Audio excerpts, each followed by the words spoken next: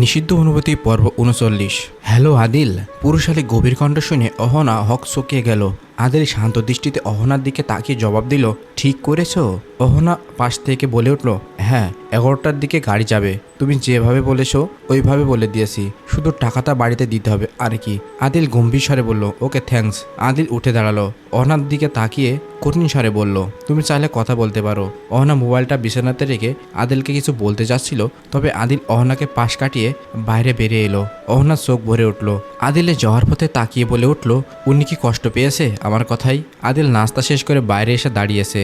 মাহবুবুর রহমান মুরগিকে খাবার দিচ্ছে। আজকে ছুটির দিন হওয়ায় উনি বাড়িতে আসেন। অহনার মা একটা চেয়ার এনে দাও এখানে। আদিল ধীর কণ্ঠে বলল, লাগবে না স্যার, আমার আপনার সাথে একটা কথা আছে। মাহবুবুর রহমান উদ্বিগ্ন গলায় বলল, কি কথা? আবার কি হয়েছে? আদিল বলল, না তেমন কিছু না, আমি আজকে অহনাকে নিয়ে ফিরে যেতে চাইছি। মাহবুবুর রহমান চিন্তিত কণ্ঠে বলল, কি করে যাবে? ডাক্তার তো জার্নি করতে মানা করেছে। অসুবিধা হবে না স্যার, আমি গাড়ি ঠিক করেছি, একটু পর চলে আসবে, সাবধানে ড্রাইভ করবে। মাহবুবুর রহমান একটু চুপ করে থেকে বললেন, দেখো যা ভালো মনে করো, তবে তোমাদের মধ্যে ঝামেলা শেষ হয়েছে? আদিল কিছু বলল না। মাহবুবুর রহমান একটু থেমে কড়া স্বরে বলল, দেখো আদিল, আমি চেয়েছি তোমাদের সংসারটা টিকে যাক, আলাদা হয়ে যাওয়া সমাধান না। দোষগুণ সবার থাকে, তোমার সব দোষ ভুলে আমি এখন অহনাকে তোমার সাথে যেতে দিচ্ছি। তাই বলে এই না যে তুমি অহনাকে অবহেলা অবজ্ঞা করবে। আমার মেয়ে একটাই, ও সারা জীবন আমার কাছে থেকে গেলে আমার কোনো অসুবিধা হবে না। তবে অহনা অনেক কান্নাকাটি করেছে, তাই তোমাকে আমরা কেউ কিছু বলিনি। এরপর থেকে আশা করি এমন কিছু হবে না যাতে অহনা আঘাত পায় কিংবা আমার তোমার সাথে খারাপ ব্যবহার করা লাগে। আদিল থমথমে মুখে দাঁড়িয়ে আছে। মাহবুবুর রহমান আবার যোগ করলো, কথাগুলো শুনে তোমার খারাপ লাগছে, হয়তোবা রাগও হচ্ছে, কিন্তু কি বলবো বলো? আমি তো মেয়ের বাবা। মেয়ে যদি কষ্ট থাকে তখন তো বাবা হিসেবে আমি নিজেকে ক্ষমা করতে পারবো না। তুমি হয়তো এখন এগুলো বুঝবে না, যখন বাবা হবে তখন বুঝতে পারবে সন্তানেরা ভালো না থাকলে কেমন লাগে। কথাটা আদিল বুকটা কেমন মোচড় দিয়ে উঠল। মাহবুবুর রহমান শান্ত স্বরে বলল, যাও ভেতরে যাও, সময় তো হয়ে এসেছে। আদিল আর কিছু না বলে সামনের দিকে পা বাড়ালো। অহনা বিছানার উপর থম মেরে বসে আছে। আদিল রুমে এসে নিজের জামা গুছিয়ে ছোট ব্যাগটাতে ঢোকাচ্ছে। অহনা আদিলের দিকে একটু পরপর তাকাচ্ছে। এই লোকটা আমাকে তৈরি হতে বলছে না কেন? নিজের মনে প্রশ্ন এলেও অহনা মুখ ফুটে কিছু বলল না, শুধু বসে বসে আদিলের কাণ্ড কারখানা দেখছে। আদিলের গোছানো শেষ হলে ব্যাগটা সাইডে রেখে বিছানায় হেলান দিয়ে বসে ফোন স্ক্রল করছে। আদিল দেখে মনে হচ্ছে ও ছাড়া রুমে আর কারো অস্তিত্ব নেই। অহনা আর থাকতে পারলো না, এগিয়ে গিয়ে আদিলের থেকে মোবাইলটা কেড়ে নিল। আদিল শান্ত দৃষ্টিতে অহনার দিকে তাকালো। অহনা তেজি গলায় বলল, আপনার কি সমস্যা? আদিল কিছু না বলে অহনার দিকে তাকিয়ে রইল। অহনা আবার বলে উঠল, আপনি এমনভাবে রাগ দেখাচ্ছেন যেন আপনি কোনোদিন কোনো অন্যায় করেননি। আমি কি এমন বলেছি? আদিল কঠিন স্বরে বলল, তুমি আমাকে সন্দেহ করছো অহনা? অহনা মুখ বেঁকিয়ে বলল, আপনাকে সন্দেহ করার 100টা কারণ আছে, তাই সন্দেহ করছি। এখানে দোষের কি আছে ভাই? আর এমনভাবে বলছেন যেন আপনি কোনোদিন কোনো কিছু বলেননি, অদ্ভুত। আদিল চোয়াল শক্ত হয়ে এলো। অহনার হাত থেকে থাবা দিয়ে মোবাইল নিয়ে নিল। অহনা আরেকটু এগিয়ে আদিলের কাছে গিয়ে বসলো। অহনার কাছে আসতে আদিল সরে বসলো। অহনা আবার এগিয়ে আদিলের গা ঘেঁষে বসলো। আদিল আবার সরে বসতে অহনা রেগে গিয়ে আদিলকে ধাক্কা দিল। আদিল বিছানার একদম কোনায় ছিল। আকস্মিক ধাক্কার জন্য প্রস্তুত না থাকায় আদিল ধপাস করে খাট থেকে পড়ে যায়। আদিল হাতের চাপে মোবাইল স্ক্রিন ফেটে গেছে। অহনা ফিক করে হেসে উঠল, এখন নিচে বসে থাকুন। আদিল রাগী চোখে তাকালো, তুমি পাগল? আমার মোবাইল স্ক্রিন ফেটে গেছে, বেয়াদব একটা। অহনা তেজি গলায় বলল, গালি দিবেন না একদম, বলে দিলাম। আদিল উঠে দাঁড়ানো, অহনার দিকে আঙ্গুল তাক করে বলল, তোমাকে আমার সাথে নিয়ে যাব না।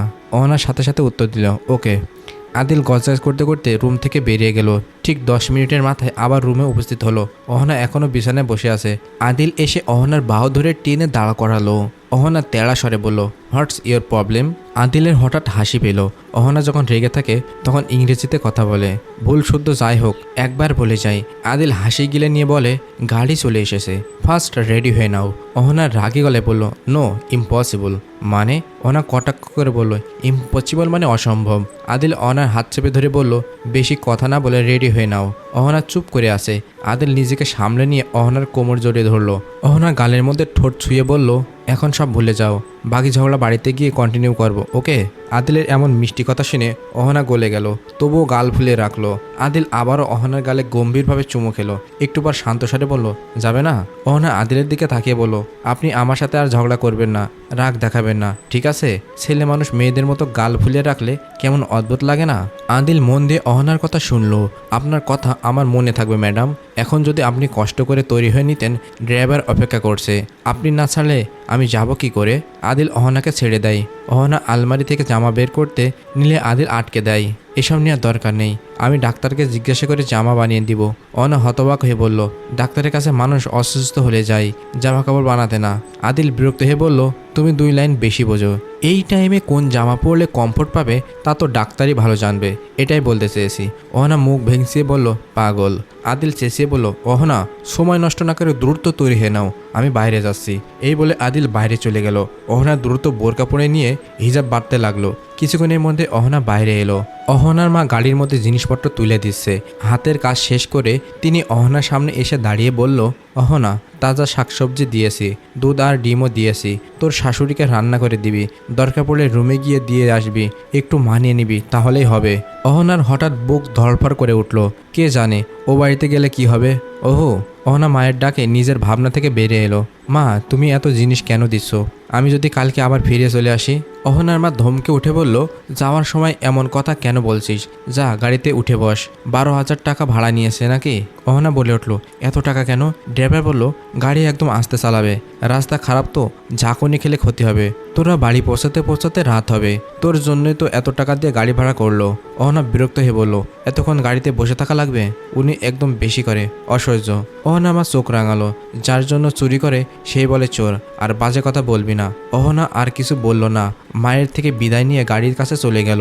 মাহবুবুর রহমান গাড়ির সামনে দাঁড়িয়ে আছে। পাশে আদিল গম্ভীর মুখে চারপাশের পরিস্থিতি পর্যবেক্ষণ করছে। ভালোভাবে থাকবে, কিছুর দরকার বা কোনো সমস্যা হলে আমাকে সাথে সাথে ফোন দিবে, ঠিক আছে? অহনা ছোট্ট করে বলল, আচ্ছা। অহনা গাড়িতে উঠে বসলো। মাহবুবুর রহমান বলে উঠল, অহনাকে দেখো, কোনো সমস্যা হলে জানিও আমাকে। অহনার মা পাশ থেকে বলে উঠল, তোমার মাকে একটু বুঝিয়ে বলো এই অবস্থায় অহনার সাথে চিল্লাচিল্লি না করতে। মানে? অহনা চোখ তুলে তাকালো, গম্ভীর স্বরে বলল, আপনারা চিন্তা করবেন না, অহনা ভালো থাকবে। আদিল আর কিছু না বলে গাড়িতে গিয়ে বসলো। অহনা কাঁদছে।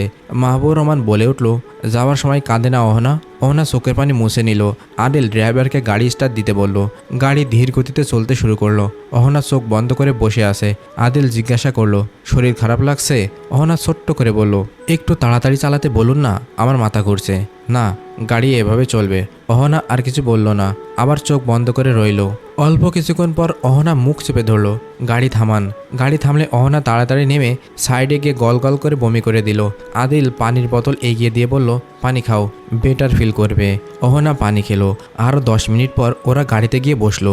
গাড়ি নিজ গন্তব্য এগিয়ে যাচ্ছে। অহনা পেটের উপর হাত দিয়ে বসে আছে।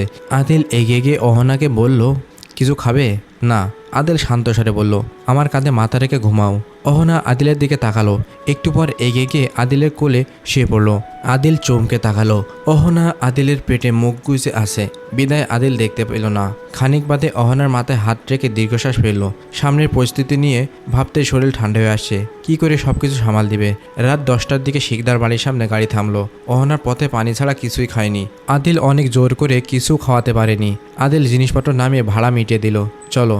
অহনার পা এগোচ্ছে না। এখন কি হবে কে জানে। আদিল আবার ডেকে উঠল, কি হলো? অহনা ছোট্ট করে বলো, আসছি। আদিল দরজার সামনে দাঁড়িয়ে কলিং বেল বাজালো। অহনা একটু দূরে দাঁড়িয়ে আছে। কেউ দরজা খুলছে না দেখে আদিল আরেকবার বেল বাজাতে যাবে, তখনই নীলিমা জাহান দরজা খুললেন। এই সময়ে ওদের দেখে অনেকটা চমকে গেছে। তিনি অহনাকে আপাদমস্তক দেখে একটু পর ক্ষিপ্ত স্বরে বলল, তো বন্ধুরা, আজকের পর্বটি এই পর্যন্তই। পরবর্তী পর্ব পাওয়ার জন্য অবশ্যই আমাদের চ্যানেলটি সাবস্ক্রাইব করে রাখবেন এবং ভিডিওটা লাইক দিয়ে দিবেন।